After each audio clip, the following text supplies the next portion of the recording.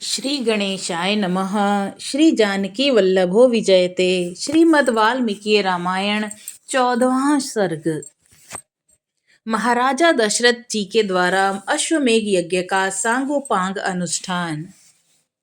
इधर वर्ष पूरा होने पर यज्ञ संबंधी अश्व भूमंडल में भ्रमण करके लौट आया। फिर सरयू नदी के उत्तर तट पर राजा का यज्ञ आरंभ हुआ। महामनस्वी राजा दशरथ के उस अश्वमेघ नामक महायज्ञ में ऋषि श्रृंग को आगे करके श्रेष्ठ ब्राह्मण यज्ञ संबंधी कर्म करने लगे। यज्ञ करने वाले सभी ब्राह्मण वेदों के पारंगत विद्वान थे, अतः वे न्याय तथा विधि के अनुसार सब कर्मों का उचित रीति से संपादन करते थे और शास्त्र के अनुसार किस क्रम से किस समय कौन सी क्रिया करनी चाहिए, इसको स्मरण रखते हुए प्रत्येक कर्म में प्रवृत्त होते थे। ब्राह्मणों ने पर्वज्ञ का शास्त्र के अनुसार संपादन करके उपसद नामक इष्ट विशेष का भी शास्त्र के अनुसार ही अनुष्ठान किया। तत्पश्चात शास्त्रीय उपदेश से भी अधिक जो अतिदेशतः प्राप्त कर्म है, उस सब का भी विधिवत संपादन किया। तदंतर तदत्त कर्मों के अंगभूत देवताओं का पूजन करके हर्ष में भरे हुए उन सभी मुनिवरों ने विधि पूर्वक प्रातः सवन आदि कर्म किए। इंद्र देवता को भी विधि पूर्वक हविष्य का भाग अर्पित किया गया।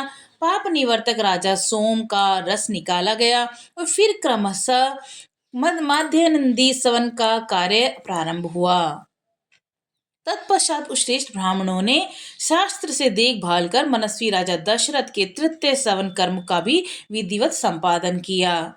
ऋषि श्रृंग आदि महर्षियों ने वहां अभ्यास काल में सीखे गए अक्षरों से युक्त स्वर और वर्ण से संपन्न मंत्रों द्वारा इंद्र आदि देवताओं का आह्वान किया।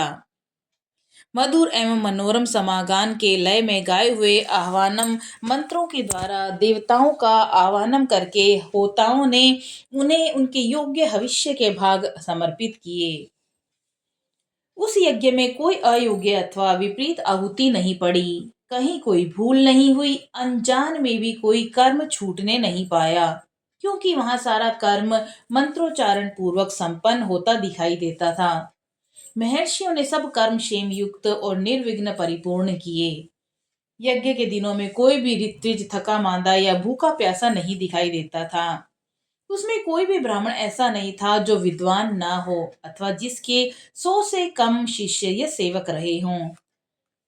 उस यज्ञ में प्रतिदिन ब्राह्मण भोजन करते थे तथा शूद्रों को भी भोजन उपलब्ध होता था। तापस और श्रवण भी भोजन कराते थे।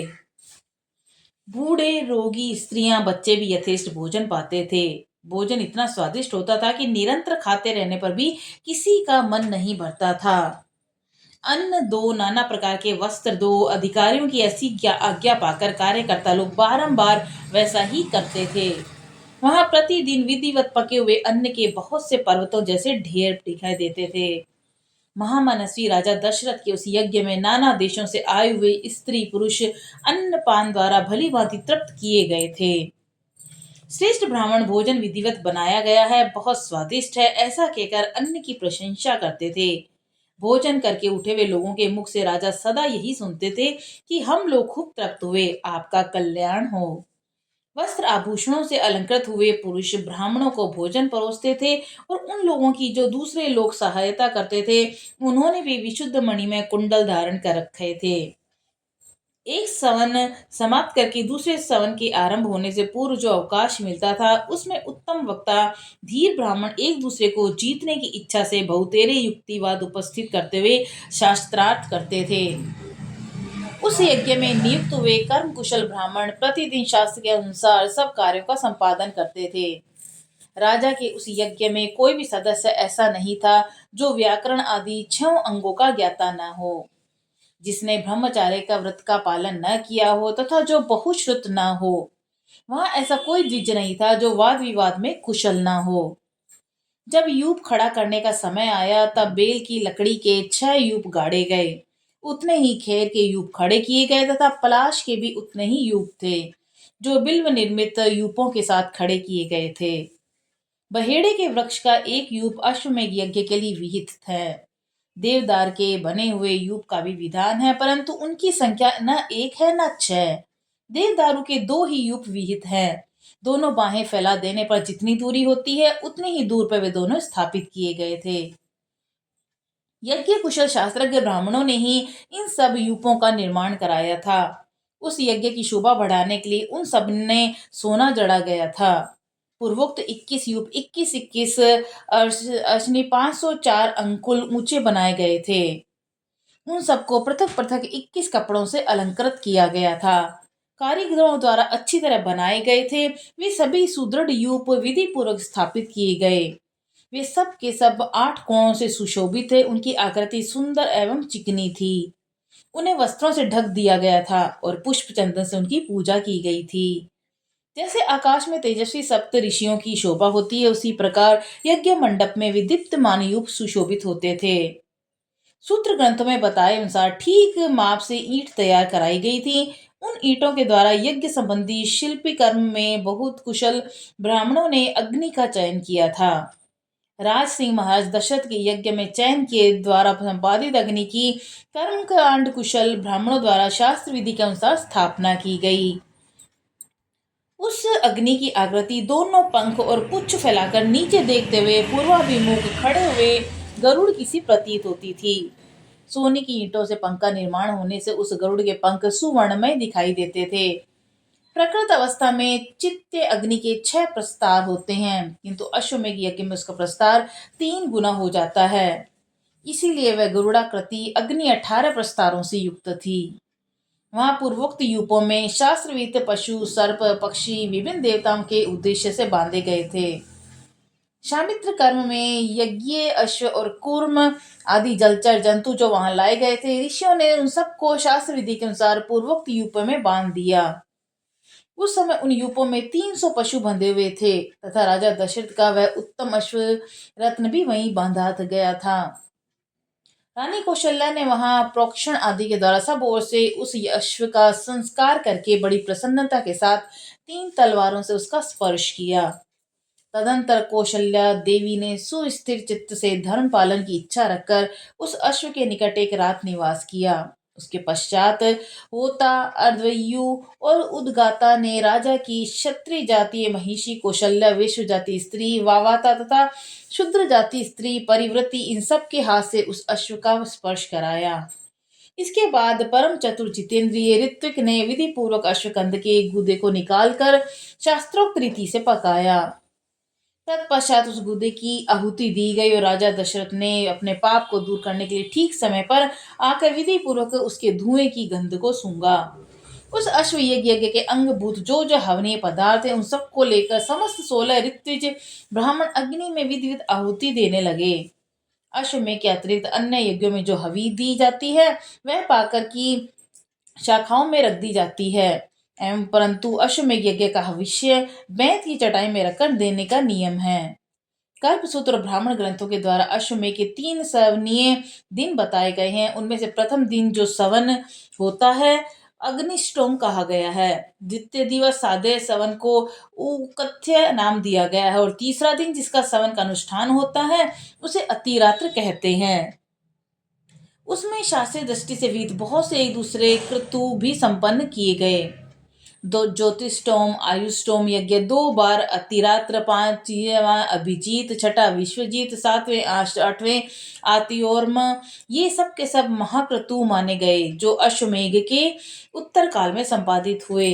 अपने कुल की वृद्धि करने वाले राजा यज्ञ दशरथ ने यज्ञ पूर्ण होने पर होता को दक्षिणा रूप में अयोध्या से पूर्व दिशा का सारा राज्य सौंप दिया। अर्धवर्यु को पश्चिम दिशा तथा ब्रह्मा को दक्षिण दिशा का राज्य दिया गया। इसी तरह उद्गाता को देकर उत्तर दिशा की सारी भूमि दे दी और पूर्व काल में भगवान ब्रह्मा जी ने जिसका अनुष्ठान कराया, उस अश्वमेघ नामक महायज्ञ में ऐसी ही दक्षिणा का विधान किया गया है। इस प्रकार विधि पूर्वक यज्ञ समाप्त करके अपने कुल की वृद्धि करने वाले पुरुष शिरोमणि राजा दशरथ ने ऋत्विजों को सारी पृथ्वी दान कर दी। यो दान देकर इक्ष्वाकुल नंदन श्रीमान महाराज दशरथ के हर्ष की सीमा नहीं रही, परंतु समस्त ऋत्विज उन निष्पाप नरेश से इस प्रकार बोले कि महाराज, अकेले आप ही संपूर्ण पृथ्वी की रक्षा करने में समर्थ हैं। हम में इसके पालन की शक्ति नहीं, अतः भूमि से हमारा कोई प्रयोजन नहीं। भूमिपाल, हम तो सदा वेदों के स्वाध्याय में ही लगे रहते हैं। इस भूमि का पालन हमसे नहीं हो सकता, अतः आप हमें यहाँ इस भूमि का कुछ निष्क्रिय मूल्य ही दे दें। नवश्रेष्ठ मणि, रत्न, सुवर्ण, गो अथवा जो भी वस्तुएं उपस्थित हो, वही हमें दक्षिणा रूप से दे दीजिए। इस धरती से हमें कोई प्रयोजन नहीं। वेदों के पारगामी विद्वान ब्राह्मणों के ऐसा कहने पे राजा ने उन्हें 10 लाख गौएं प्रदान की, 10 करोड़ स्वर्ण मुद्रा और उसमें चौगुनी रजत मुद्रा अर्पित की। तब उस समस्त ऋतुजों ने एक साथ होकर वह सारा धन मुनि व ऋषिशृंग तथा बुद्धिमान वशिष्ठ को सौंप दिया। तदंतर उन दोनों महर्षियों के सहयोग से उस धन का न्यायपूर्वक बंटवारा करके वे सभी श्रेष्ठ ब्राह्मण मन ही मन बड़े प्रसन्न हुए और बोले कि महाराज, इस दक्षिणा से हम लोग बहुत संतुष्ट हैं। इसके बाद एकाग्रचित होकर राजा दशरथ ने अभ्यागत ब्राह्मणों को 1 करोड़ जाम्बुनंद स्वर्ण की मुद्राएं दिए। सारा धन दे देने के बाद जब कुछ नहीं बच रहा, तब एक दलित ब्राह्मण ने आकर राजा से धन की याचना की। उस समय उस रघुकुल नंदन नरेश ने उसे अपने हाथ का उत्तम आभूषण उतार कर दे दिया। तत्पश्चात जब सभी ब्राह्मण विधिवत संतुष्ट हो गए, उस पर स्नेह रखने वाले नरेश ने उन सबको प्रणाम किया। प्रणाम करते समय उनकी सारी इंद्रियां हर्ष से विहल हो रही थी। पृथ्वी पर पड़े हुए उन उदार नरवीर को ब्राह्मणों ने नाना प्रकार के आशीर्वाद दिए। तदंतर उस परम उत्तम यज्ञ का पुण्य फल पाकर राजा दशरथ के मन में बड़ी प्रसन्नता हुई और वह यज्ञ उनके सब पापों का नाश करने वाला तथा उन्हें स्वर्ग लोक तक पहुंचाने वाला था। राजा साधारण राजाओं के लिए उस यज्ञ को आदि से अंत तक पूर्ण कर लेना बहुत कठिन था। यज्ञ समाप्त होने पर राजा दशरथ ने ऋषिशृंग से कहा, उत्तम व्रत का पालन करने वाले मुनीश्वर, अब जो कर्म मेरी कुल परंपरा को बढ़ाने वाला हो, उसका संपादन आपको करना चाहिए। तब श्रेष्ठ ऋषिशृंग तथास्तु कहकर राजा से बोले, राजन, आपके 4 पुत्र होंगे जो स्कूल के भार को वहन करने में समर्थ होंगे। उनका यह मधुर वचन सुनकर मन और इंद्रियों को संयम में रखने वाले महामना महाराज दशरथ उन्हें प्रणाम करके बड़े हर्ष को प्राप्त हुए तथा उन्होंने ऋषिशृंग को पुनः पुत्र प्राप्ति कराने वाले कर्म का अनुष्ठान करने के लिए प्रेरित किया। इस प्रकार वाल्मीकि निर्मित आर्ष रामायण आदि काव्य के बाल कांड में 14वां सर्ग पूरा हुआ। बोलो सियावर रामचंद्र की जय, पवन सुत हनुमान जी की जय।